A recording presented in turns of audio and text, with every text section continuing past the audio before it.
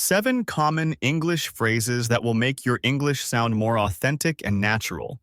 Let's get started. Phrase number 1. My alarm goes off.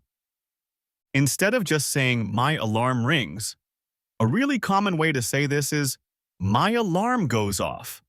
It means your alarm clock starts making noise to wake you up. For example, my alarm goes off at 6:30 a.m. every weekday morning. Now, let's hear this phrase in a conversation. Morning. You look a bit tired. My alarm went off at 5:30 a.m. today for an early meeting. Oh, wow, that is early. I'm lucky. My alarm doesn't go off until 7 o'clock a.m. You're so lucky. I wish I could sleep in a bit more. So remember that the phrase, my alarm goes off, sounds pretty natural, and it means that your alarm clock starts making noise to wake you up. Phrase number 2, grab a quick bite or grab a coffee. You can use this phrase when you want to say that you eat something quickly, especially for breakfast or lunch, or get a coffee quickly because you don't have much time. For example, I didn't have time for a big breakfast, so I just grabbed a quick bite. Or let's grab a coffee before the meeting starts. Let's see how it might come up in a conversation. Are you heading to the office now? Yeah, I'm running a little late. I think I'll just grab a coffee on my way. I didn't have time for breakfast at home. Oh, good idea. I do the same thing when I'm rushing, usually just grab a quick bite at my desk. You know, like a banana or whatever. Exactly. Something's better than nothing, I guess. So if you don't have time or need to leave quickly, remember to use grab a quick bite or grab a coffee to say that you will have a quick meal or drink. Phrase number 3, head out or head to. And in the compliment, you can mention a specific place like work, school, or the gym.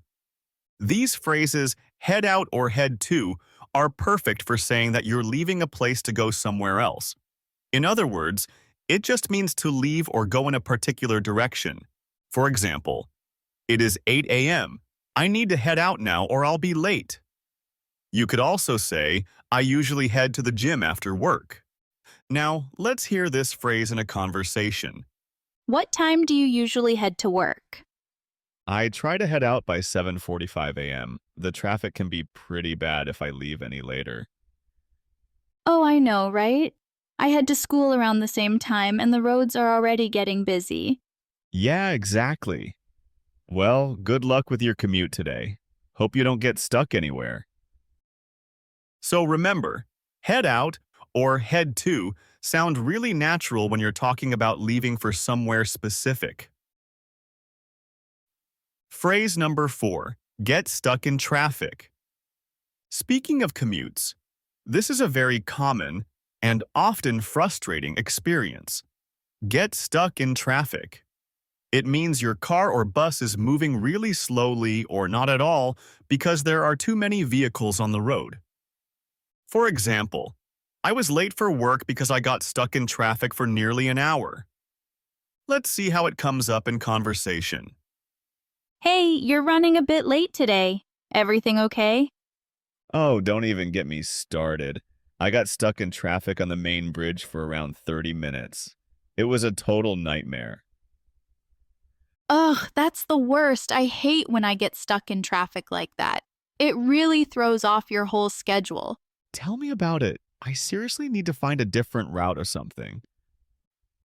I hope you don't have to use this phrase too often. Phrase number 5, wind down. All right, let's move to the evening. When you want to relax after a busy day, a great expression is wind down. It means to gradually relax, especially after doing something stressful or tiring. For example, after a long day at work, I like to wind down by listening to some music. Now let's hear it in conversation.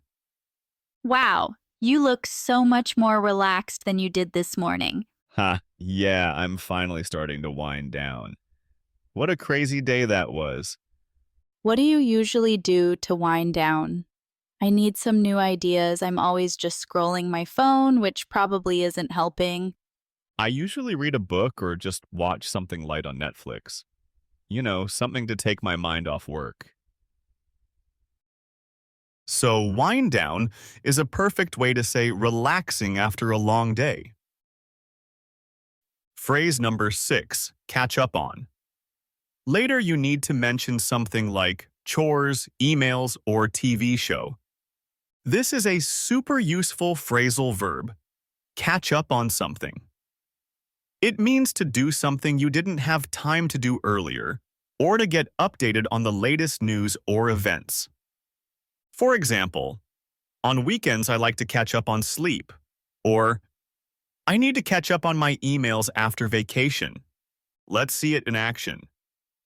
Any big plans for tonight? Not really.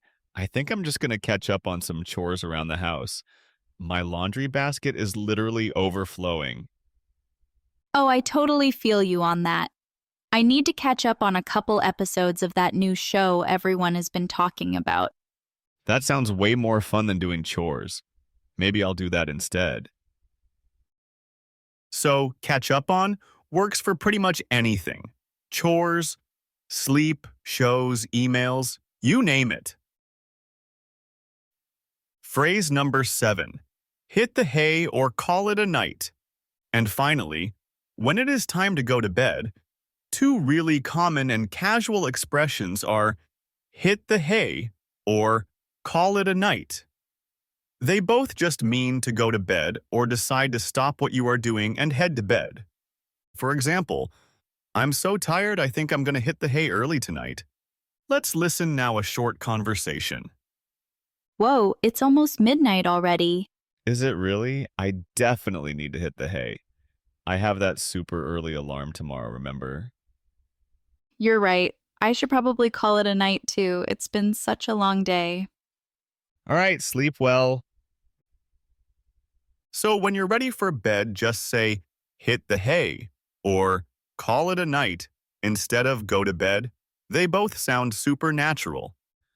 Okay, amazing job, everyone. We covered some really useful, authentic phrases today to talk about your daily routine. Try to use these phrases in your conversations. The more you use them, the more natural you will feel. Thank you so much. Please leave me a thumbs up as an evidence you enjoyed practicing English with this video. Bye for now.